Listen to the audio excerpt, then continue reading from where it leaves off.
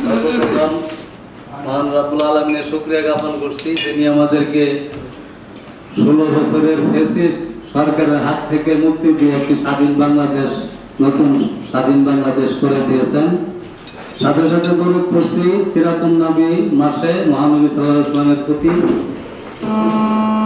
এবং সেই সাথে জুলাই অভ্যুত্থানে যারা শাহাদাত বরণ করেছেন এবং যারা আহত হয়েছেন তাদের প্রতি কৃতজ্ঞতা এবং দোয়া করছি। সাথে সাথে কৃতজ্ঞতা প্রকাশ করছি আজকের পুলিশ সুপার মহোদয়ের কাছে, যে তিনি আমাদেরকে জামালপুরের শান্তি শৃঙ্খলার জন্য আমাদেরকে একত্রিত করেছেন। আসলে আমরা জুলাই অভ্যুত্থান ঘটাইয়া তারপরে যার যার মতো সেই মনে হয় স্কুল ছুটি দিতে এবারে চলে গেছে, এরকম একটা অবস্থা। কিন্তু বৃহৎ ভারতের যে চক্রান্ত, সেই চক্রান্ত থেকে বাঁচার জন্য আমাদের ঐক্যের বিকল্প নেই। একটু আগে এসপি সাহেবের উপরের তলায় আমরা আমাদের ছাত্র ভাইরা কথা বলছিল যে আমরা ছাত্র সংগঠনরা মিলে খেলাধুলার আয়োজন করি নিজেরা। এটা একটা খুব ভালো চিন্তা। তো এখন সামনে পূজা নিয়ে আমাদের শান্তি শৃঙ্খলার জন্য আমরা যা যা করা লাগে আমরা করব, কিন্তু পরবর্তী পর্যায়ে আমি এসপি সাহেবের কাছে যেটা মানে বিশেষভাবে অনুরোধ করব যে আমাদের এই বৈষম্য বিরোধী ছাত্র আন্দোলন সহ যত জুলাই অভ্যুত্থানের যত রাজনৈতিক দল আছে, ছাত্র সংগঠন, যুব সব দল মিলে প্রতি গ্রামে গ্রামে পুলিশের একটা অংশ বিচারজন করে সেখানে সদস্য থাকতে পারে, এবং প্রতি গ্রামে গ্রামে একটা করে শক্তিশালী কমিটি গঠন করা হবে।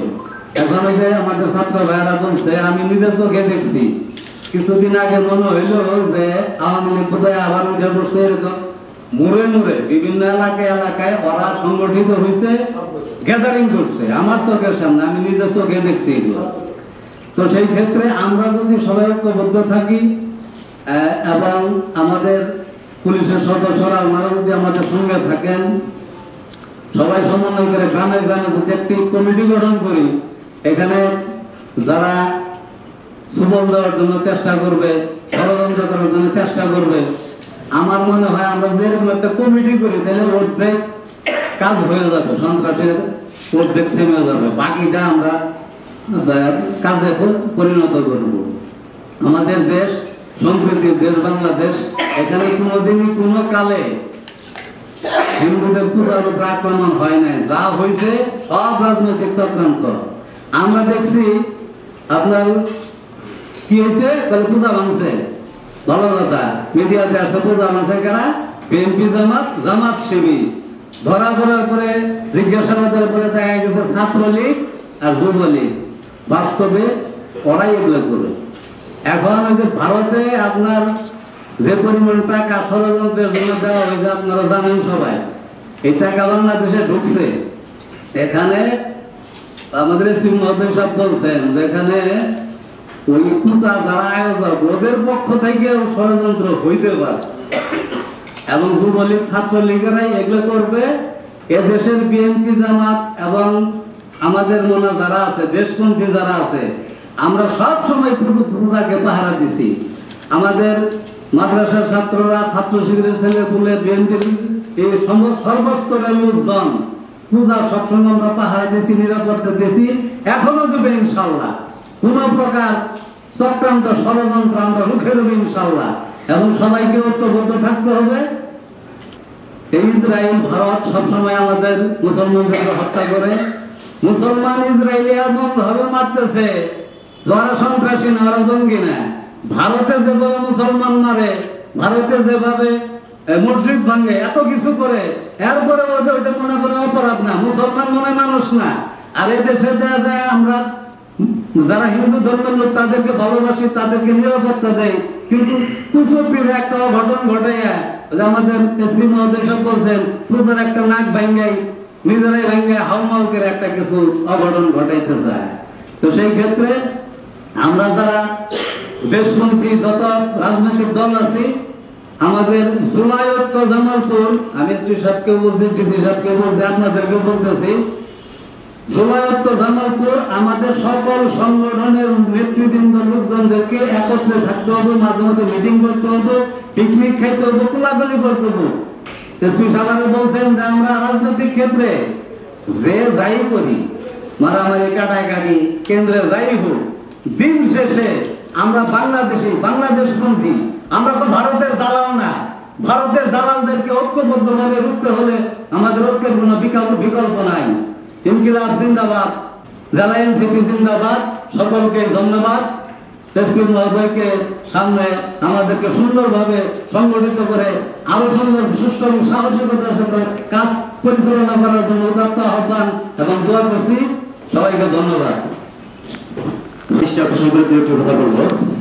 আজকের যে আলোচনা সভা উদযাপন যাতে সফলভাবে হয় সে বিষয় নিয়ে আজকে বাংলাদেশ জাতীয় ছাত্র দল, ছাত্র শিবির, ইসলামী আন্দোলন, গণ অধিকার পরিষদ সহ এনসিপি সহ সকল প্রগতিশীল ছাত্র সংগঠনকে নিয়ে বসেছেন আপনি। আমি বেশ কিছু কথা নোট করে নিয়েছি। তার মধ্যে একটি হচ্ছে যে আমরা প্রকৃত অর্থে সবাই প্রত্যেকটি ছাত্র সংগঠনের প্রতিনিধিত্ব করি। আমাদের রাজনৈতিক বক্তব্য থাকবে, রাজনৈতিক ভেদাভেদ থাকবে, কিন্তু বাংলাদেশের সুনাম রক্ষাতে, বাংলাদেশের স্বাধীনতা রক্ষাতে আমরা সবাই এক প্ল্যাটফর্মে দাঁড়াবো। আমরা জুলাই আগস্টের আন্দোলন করেছি জামালপুর শহরে। আমরা এখানে রোহানি ভাই আছে, সানাউল্লাহ ভাই রয়েছে, বিবেক রয়েছে, শাওন রয়েছে। আমরা সবাই মিলেই জুলাই আগস্টের আন্দোলন করেছি। জুলাই আগস্টের পরবর্তী সময় যদি আওয়ামী লীগ আবার প্রতিষ্ঠিত হয়, সেক্ষেত্রে আমার মনে হয় যে আমরা আমাদের জীবনগুলো আগে চলে যাবে। আমি গত 2 দিন আগে জামালপুর সদর থানার ওসি মহোদয়কে ফোন করি। জামালপুর মেডিকেল কলেজের আশেপাশে মাদারগঞ্জ থানার পৌর ছাত্রলীগের সভাপতি, তিনি একটা বাসায় বসে বিচারকের সঙ্গে জুম মিটিং করছেন, এরকম আমি মেসেজটি পাই। ওসি সাহেব আমার ফোন পেয়ে সঙ্গে সঙ্গে তিনি খোঁজ পাঠায়। কিন্তু দুর্ভাগ্য হচ্ছে যে পুলিশ প্রশাসন থেকে এখন স্বৈরাচারের যে জিল এটা এখন চলে যায়নি। যে ওসি, যে এসআই ওখানে গেল, তিনি তাকে ওই রুমের মধ্যে পাইল, বাট তাকে তো ধরে নাই, বরং তাকে কে পাঠাইছে তার নাম সহ ওখানে বলে আসছে। সেক্ষেত্রে আমরা প্রত্যেকটি সংগঠন আপনাদের প্রতি আন্তরিক, আপনাদের সঙ্গে আমরা কাজ করতে চাই। তা আপনাদের যারা রয়েছে তারা যদি একটু আমাদেরকে সহযোগিতা করে, আমার মনে হয় জামালপুরে নয় সারা বাংলাদেশে আওয়ামী লীগ কোনো স্টেপ নিতে পারবে না। এবং আমি আমার সভাপতি মহোদয়ের সঙ্গে একমত যে আমাদের সারা বাংলাদেশ সহ জামালপুরের প্রত্যেকটি ওয়ার্ডে আমাদের কমিটি রয়েছে। আমাদের সাধারণ সম্পাদক সভাপতি মহোদয় আপনাদের সাথে সবসময় কানেক্টেড।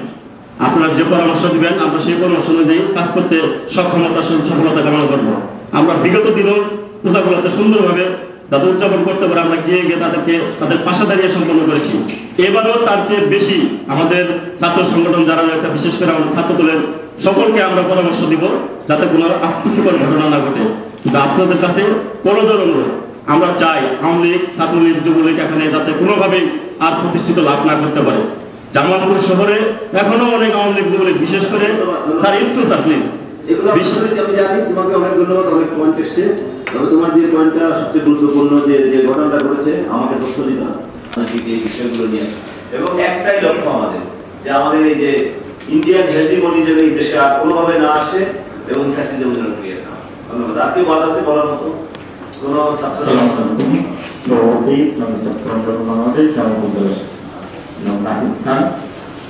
স্যার আজকে আসছেন, এই জন্য অন্তর্ভুক্ত থেকে ধন্যবাদ জানাচ্ছি। আর আমরা যেহেতু ধর্মভিত্তিক দল, আদর্শিক রাজনীতি করি, এই জায়গা থেকে অন্য ধর্ম ভাইদের আমাদের তাদের যে উৎসবগুলো সেগুলো তারা যেন স্বাধীনভাবে পালন করতে পারে, ধর্মের থেকেও আমাদের একটা দায়িত্ব আছে।